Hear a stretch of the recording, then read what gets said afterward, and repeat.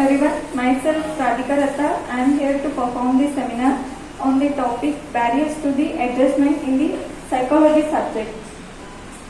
Before going to that, can anybody say what do you mean by barrier?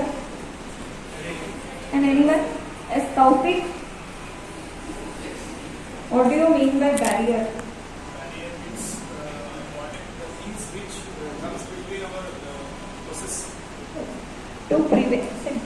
To prevent the movement, obstacles, any difficulties, we call it as the barrier. So barriers to the adjustment refers to, it means the challenges people face when they are trying to adapt to different situations in a life. As you know that adjustment, it is the process of changing our behavior to fit the situation and maintain the balance with our environment. Since life keeps changing, we people need to adjust frequently or one after the other. However, there are obstacles that make us difficult to adjust. So this is called as barriers to adjustment.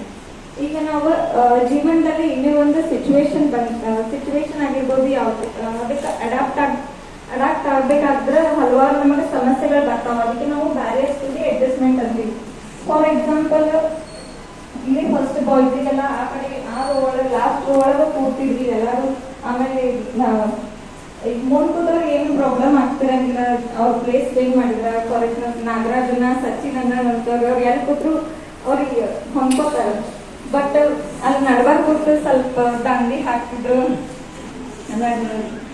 Sir class ಒಳಗೆ ಮಾತಾಡೋದಾಗಿರ್ಬೋದು, ಈ ತರ ಎಲ್ಲ ಮಾಡ್ತಿದ್ರು. ಅವ್ರು ಒಮ್ಮೆಗೆ sudden ಆಗಿ ಬಂದು first ಬೆಂಚಿಗೆ ಕೂಡ ಅಂದಾಗ ಸ್ವಲ್ಪ ಅಡ್ಜಸ್ಟ್ಮೆಂಟ್ ಆಗಕ್ಕೆ ಕಷ್ಟ ಆಗ್ತಿತ್ತು. ಸೊ ಇಲ್ಲಿ ಏನ್ ಮಾಡ್ತಾರ,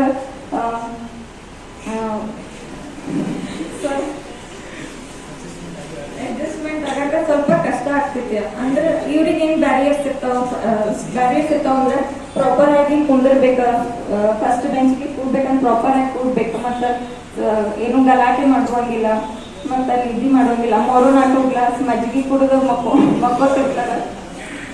ಸೊ ಇಲ್ಲೆಲ್ಲ ಈ ತರ ಬ್ಯಾರಿಯರ್ಸ್ ಹೊಂದ್ಕೊಳ್ಳಾಕ ಕಷ್ಟ ಆಗ್ತೈತಿ. ಬಟ್ ಹೋದಂಗೇನೆ ಇವ್ರಿಗೆಲ್ಲ ಅಡ್ಜಸ್ಟ್ಮೆಂಟ್ ಆಗ್ತದೆ.